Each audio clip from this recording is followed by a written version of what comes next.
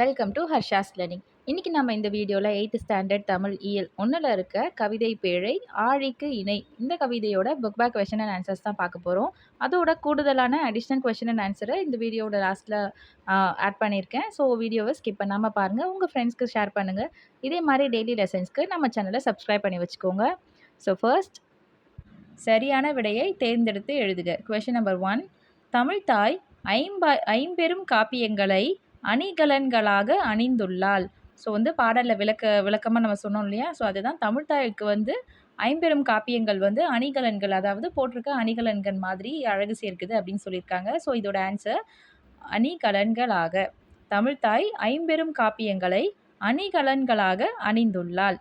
அடுத்ததா second question, பெரிய கப்பல் ஆழி மீது செல்லும். ஆழி அப்படின்னா கடல். ஸோ பெரிய கப்பல்கள் கடல் மேலே செல்லும் அப்படின்றது தான் இதுக்கு ஆன்சர். அடுத்ததா தேர்ட் கொஷின், முத்தமிழ் எனும் சொல்லை பிரித்து எழுத கிடைப்பது 3 கூட்டல் தமிழ். ஸோ 3 கூட்டல் தமிழ் இந்த வார்த்தையை தான் சேர்த்து எழுதும்போது நமக்கு முத்தமிழ் அப்படின்னு வார்த்தை கிடைக்குது. ஸோ இதோட ஆன்சர் 3 கூட்டல் தமிழ். அடுத்ததா ஃபோர்த் கொஷின், தன் அலையால் சங்கினை தடுத்து நிறுத்தி காக்கிறது. இங்கே தன் அப்படின்னா என்ன மீன் பண்ணுறாங்கன்னு சொல்கிறாங்க. ஸோ இதுக்கு ஆன்சர் கடல். ஸோ கடலில் தான் அவங்க மீன் பண்ணுறாங்க. கடல் தன் அலையால் சங்கினை தடுத்து நிறுத்தி காக்கிறது. ஸோ இதுக்கு ஆன்சர் கடலை. அடுத்ததா குருவினா கொஷின் நம்பர் 1, தமிழ் யாரால் காக்கப்பட்டதாக தமிழழகனார் கூறுகிறார். ஸோ தமிழை யார் காப்பாற்றி இவ்வளோ தூரம் வளர்த்துட்டு வந்தது அப்படின்னு சொல்லிட்டு கவிஞர் கேட்டிருக்காரு. ஸோ இதனுடைய ஆன்சர் தமிழ் சங்கப்புலவர்களால் காக்கப்பட்டதாக தமிழழகனார் கூறுகிறார். முச்சங்கங்கள் அமைத்து தமிழை இவ்வளோ தூரத்துக்கு வளர்த்துட்டு வந்தவங்க நம்மளோட தமிழ் சங்க புலவர்கள். ஸோ இதுதான் அதோட ஆன்சர். அடுத்ததா கொஷின் நம்பர் 2, இரட்டுற மொழிதல் அணி என்பது யாது. ஸோ இந்த அணியை யூஸ் பண்ணி தான் இந்த பாடலை இயற்றியிருக்காங்க கவிஞர். ஸோ இரட்டுற மொழிதல் அணி அப்படின்னா என்னன்னு கேட்டிருக்காங்க. ஒரு சொல் அல்லது தொடர் இரு பொருள் தருமாறு அமைவது இரட்டுற மொழிதல் அணி ஆகும். ஸோ ஒரு வார்த்தை அப்படி இல்லைன்னா ஒரு சென்டென்ஸ், ஒரு கம்ப்ளீட் சென்டென்ஸ் சொல்லும்போது ஒரு மீனிங்காக இருக்கும், பட் இன்டைரக்டாக வேறு மீனிங்காக இருக்கும்.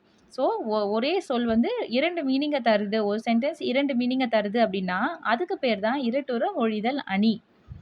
அடுத்ததா சிறுவினா கேட்டிருக்காங்க. கொஷின் நம்பர் 1, தமிழையும் கடலையும் ஒப்பிட்டு தமிழழகனார் கூறுவன யாவை. ஸோ இந்த பாடல் ஃபுல்லாகவே எதை பற்றி இருக்குது அப்படின்னா தமிழை கடலோட ஒப்பிட்டு பாடுற மாதிரி தான் அமைஞ்சிருக்கு. ஸோ எதனால் அவங்க அந்த மாதிரி ஒப்பிட்டிருக்காங்க அப்படின்னு சொல்லிட்டு போயிட்டுருக்காங்க. ஸோ இது நீங்கள் பாயிண்ட் பை பாயிண்ட் எழுதுனீங்க அப்படின்னா இன்னுமே அட்ராக்டிவாக இருக்கும். ஸோ இதோட ஆன்சர், ஸோ ஃபர்ஸ்ட் தமிழை பற்றி ஒரு 3-4 பாயிண்ட்டு, அதுக்கப்புறமா கடலை பற்றி ஒரு 3-4 பாயிண்ட்டு. ஸோ ஃபர்ஸ்ட் பாயிண்ட், முத்தமிழாய் வளர்ந்தது. முத்தமிழ் அப்படின்னா இயல், இசை, நாடகம். ஸோ இது 3 வழியிலையுமே தமிழ் வளர்ந்துட்டு வந்திருக்கு. Second point, முச்சங்கங்களால் வளர்க்கப்பட்டது. 3 சங்கங்கள், அதாவது இடை, முதல், கடை அப்படின்னு 3 சங்கங்கள் அமைச்சு தமிழை வளர்த்துட்டு வந்திருக்காங்க. தேர்ட் பாயிண்ட், ஐம்பெரும் காப்பியங்களை அணிகலன்களாக கொண்டது. ஸோ நம்ம இப்போ ஐம்பெரும் காப்பியங்கள் இருக்கு இல்லையா? ஸோ அதை இதுக்கு தமிழுக்கு மேன்மேலும் அழகு சேர்க்கக்கூடிய ஜுவல்லரி மாதிரி, அதாவது அணிகலன்களாக ஐம்பெரும் காப்பியங்கள் தமிழுக்கு அமைஞ்சிருக்கு அப்படின்னு சொல்லியிருக்காங்க. ஃபோர்த் பாயிண்ட், சங்க புலவர்களால் காக்கப்பட்டது. ஸோ தமிழ் என்றைக்கோ இவங்க இல்லைன்னா அழிஞ்சு போயிருக்கும். ஸோ யார் அதை இவ்வளோ தூரம் வளர்த்தி கூட்டிட்டு வந்திருக்கு அப்படின்னு பார்த்தோம்னா நம்மளோட சங்ககால புலவர்களால் தமிழ் காப்பாற்றப்பட்டு இவ்வளோ தூரம் வளர்ந்து வந்திருக்கு. ஸோ இப்போது இந்த 4 பாயிண்ட்ஸுக்கு ஈக்குவலாக கடல் எந்த மாதிரி இருக்குது அப்படின்னு சொல்லி கம்பேர் பண்ணியிருக்காங்க. ஸோ கடலுக்கு ஒரு 4 பாயிண்ட் கொடுத்துருக்காங்க. ஸோ ஃபர்ஸ்ட் பாயிண்ட், முத்துகளை தருகிறது. ஸோ கடல்லேருந்து நமக்கு முத்து கிடைக்கிது. அதுக்கப்புறமா செகண்ட் பாயிண்ட், 3 வகையான சங்குகளை தருகிறது. தேர்ட் பாயிண்ட், வணிக கப்பல்கள் செல்லுகின்றன. ஸோ கடலில் தான் நம்ம எக்ஸ்போர்ட்டுக்கு இம்போர்ட் பண்ணுறதுக்கும் வணிகம் செய்கிறதுக்கு கடல்களில் யூஸ் பண்ணுறோம். கப்பல்கள் போயிட்டு வருது. அடுத்ததா, அலையால் சங்கினை தடுத்து நிறுத்தி காக்கிறது. அங்கே எப்படி நம்ம தமிழை புலவர்கள் காப்பாற்றினாங்களோ இங்கே சங்குகள் எதனால் காப்பாற்றப்படுது அப்படின்னா கடல் தன்னோட அலையால் காப்பாற்றுது அப்படின்னு சொல்லி கம்பேர் பண்ணியிருக்காங்க. அடுத்ததா, பாடலின் பொருள் உணர்ந்து தொகை சொற்களை விரித்து எழுதுக. ஸோ ஃபர்ஸ்ட், முத்தமிழ் அப்படின்றது என்ன சொல்லியிருக்காங்க அப்படின்னா இயல் தமிழ், இசைத்தமிழ், நாடகத்தமிழ். ஸோ இந்த 3 தமிழ தான் கியூமுலேட்டிவான வார்த்தை யூஸ் பண்ணி முத்தமிழ் அப்படின்னு மென்ஷன் பண்ணியிருக்காங்க. செகண்ட் ஒன் முச்சங்கம் அப்படின்னா எதெல்லாம் வந்து இது வந்து உள்ளடங்கும் அப்படின்னா, முதற் சங்கம், இடை சங்கம், கடை சங்கம். ஸோ இந்த 3த்தையுமே சேர்த்து ஒரு வார்த்தையில மென்ஷன் பண்ணணும் அப்படின்னா, அது வந்து முச்சங்கம் அப்படின்னு மென்ஷன் பண்ணியிருக்காங்க.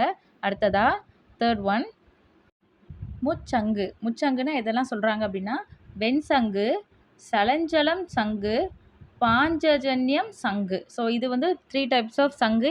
இதெல்லாம் தான் நமக்கு வந்து கடல்லேருந்து கிடைக்கிது. அங்க வந்து முச்சங்கங்களுக்கு கம்பேர் பண்ணியிருக்காங்கல்ல, இங்க வந்து 3 சங்கு கிடைக்கிது அப்படின்னு கடல வந்து கம்பேர் பண்ணியிருக்காங்க. அடுத்ததா சிறுவினா. தமிழழகனார் தமிழையும் கடலையும் இருட்டுற மொழியும் பாங்கினை விளக்குக. ஸோ இந்த இருட்டுற மொழிதல் அணி யூஸ் பண்ணி அவர் வந்து இந்த கவிதை எழுதியிருக்கார் இல்லையா? ஸோ இந்த கவிதையில வந்து எப்படி 2த்தையும் கம்பேர் பண்ணியிருக்காரு, ஒப்பிட்டு பேசியிருக்காரு அப்படின்றத டீட்டெயிலாக கேட்டிருக்காங்க. ஸோ இதுக்கு வந்து நீங்க பேராவாவும் எழுதலாம். பட் இன்னுமே அட்ராக்டிவா இருக்கணும் அப்படின்னா, இங்க ஒரு அழகா ஒரு டேப்ல காலம் கொடுத்துருக்காங்க கம்பேரிசன் மாதிரி. ஸோ இது போட்டீங்க அப்படின்னா, உங்களுக்கு வந்து மார்க்ஸ் வந்து சூப்பரா கிடைக்க வாய்ப்பு இருக்கு. ஸோ இத பார்த்துக்கோங்க.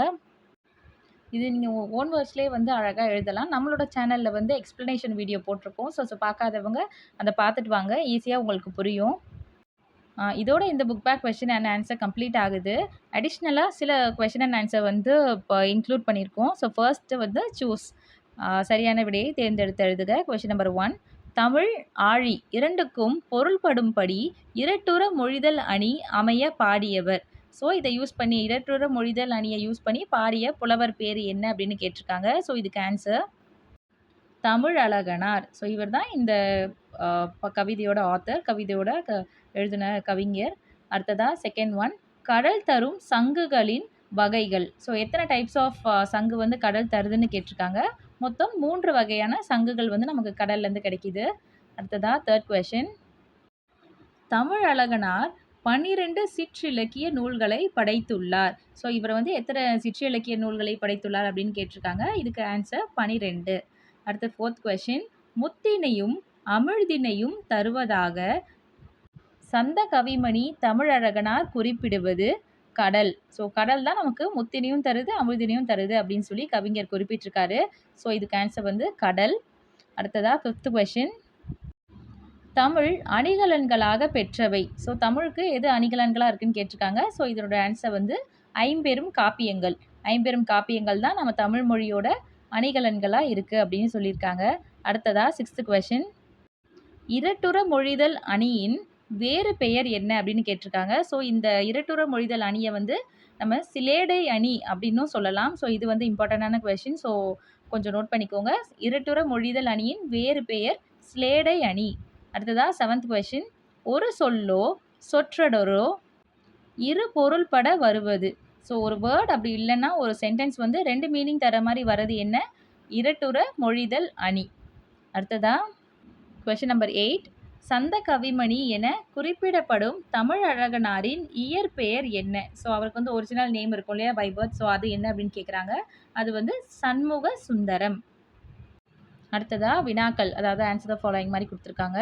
தமிழ் எப்படி வளர்ந்தது அப்படின்னு கேட்குறாங்க. ஸோ இதுக்கு ஆன்சர் வந்து இயல், இசை, நாடகம். ஸோ இந்த மாதிரி 3 முத்தமிழாய் வந்து தமிழ் வந்து வளர்ந்துருக்கு. அதாவது இயல், இசை, நாடகம் அப்படின்னு 3 பிரிவுலையுமே வந்து தமிழ் வந்து வளர்ந்துருக்கு. இதுதான் இதோட ஆன்சர். அடுத்ததா செகண்ட் கொஸ்டின் தமிழ் எவற்றால் வளர்க்கப்பட்டது?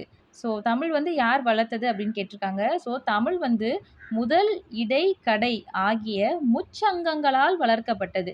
தமிழை வந்து நம்மளோட முன்னோர்கள் 3 சங்கங்கள் அமைச்சு வளர்த்துட்டு வந்திருக்காங்க. அடுத்து தேர்ட் கொஸ்டின் தமிழ் எவற்றை அணிகலன்களாய் பெற்றது? ஸோ தமிழுக்கு எது அணிகலன்களாக விளங்குதுன்னு கேட்டிருக்காங்க. ஸோ இதோட ஆன்சர் வந்து ஐம்பெரும் காப்பியங்கள் என அழைக்கப்படும் சிலப்பதிகாரம், மணிமேகலை, சீவக சிந்தாமணி, வளையாபதி, குண்டலகேசி ஆகியவற்றை அணிகலன்களாக பெற்றது. ஸோ இது 5மே வந்து மகப் பண்ணி வச்சுக்கோங்க. இதுவும் இம்பார்ட்டண்டான கொஸ்டின்.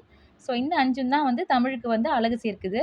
அடுத்ததா கடல் எவற்றையெல்லாம் தருகிறது? கடல்லேருந்து நமக்கு என்னெல்லாம் கிடைக்கிது அப்படின்னு இந்த பாட்டில் மென்ஷன் பண்ணியிருக்காங்கன்னு கேட்டிருக்காங்க.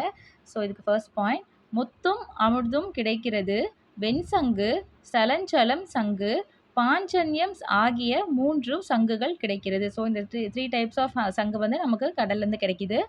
அடுத்ததா இதுவுமே ரொம்ப ரொம்ப இம்பார்ட்டன்டான கொஸ்டின். இரட்டுற மொழிதல் அணி என்றால் என்ன? ஒரு சொல்லோ சொற்றொடரோ இரு பொருள்பட வருவது இரட்டுற மொழிதல் அணி என்பர். இதனை ஸ்லேடை அணி என்றும் அழைப்பர். ஸோ இந்த பாயிண்ட் வந்து எக்ஸ்ட்ராவா அடிஷனலா மென்ஷன் பண்ணுங்க. அடுத்ததா 6th கொஸ்டின். தமிழழகனார் குறிப்பு வரைக. ஸோ இந்த ஆத்தரை பத்தி, இந்த கவிஞரை பத்தி ஒரு சின்ன குறிப்பு. தமிழழகனார் இயற்பெயர் சண்முக சுந்தரம். தமிழழகனாரின் வேறு பெயர் சந்த கவிமணி. இலக்கண புலமையும் இளம் வயதில் செய்யுள் இயற்றும் ஆற்றலும் பெற்றவர். 12 சிற்றிலக்கிய நூல்களை படைத்துள்ளார். அடுத்ததா 7th கொஸ்டின். தமிழ் குறித்து தமிழழகனார் கூறுவன யாவை? ஸோ தமிழை பற்றி என்னெல்லாம் சொல்லியிருக்காரு அப்படின்னு கேட்டிருக்காங்க. ஸோ இது நம்ம எக்ஸ்ப்ளனேஷன் வீடியோ பார்த்தா இது வந்து ஓன் வேர்ட்ஸில் நீங்களே எழுத முடியும். First point. தமிழ் இயல் இசை நாடகம் என முத்தமிழாய் வளர்ந்தது. முதல் இடை கடை ஆகிய முச்சங்கங்களால் வளர்க்கப்பட்டது. ஐம்பெரும் காப்பியங்களை அணிகலன்களாக பெற்றது. சங்கப் பலகையில் அமைந்திருந்த சங்க புலவர்களால் காக்கப்பட்டது. இதெல்லாம் தான் தமிழை பற்றி கவிஞர் வந்து இந்த பாடலில் வந்து குறிப்பிட்டிருக்காங்க. இதோட இந்த லெசனோட, இந்த கவிதையோட book back question and answer complete ஆகுது. வீடியோ பிடிச்சிருந்தா லைக் பண்ணுங்கள், உங்கள் ஃப்ரெண்ட்ஸ்க்கு ஷேர் பண்ணுங்கள். அடுத்து என்ன லெசன் வேணும் அப்படின்னு கமெண்ட் பண்ணுங்கள். கண்டிப்பாக போஸ்ட் பண்ணுறோம். இதே மாதிரி டெய்லி லெசன் அப்டேட்ஸ்க்கு நம்ம சேனலை சப்ஸ்கிரைப் பண்ணி வச்சுக்கோங்க. அப்போ தான் உங்களுக்கு வந்து நம்ம வீடியோஸ் வந்து கிடைக்கும். தேங்க்ஸ் ஃபார் வாட்சிங் ஹர்ஷாஸ் லேர்னிங்.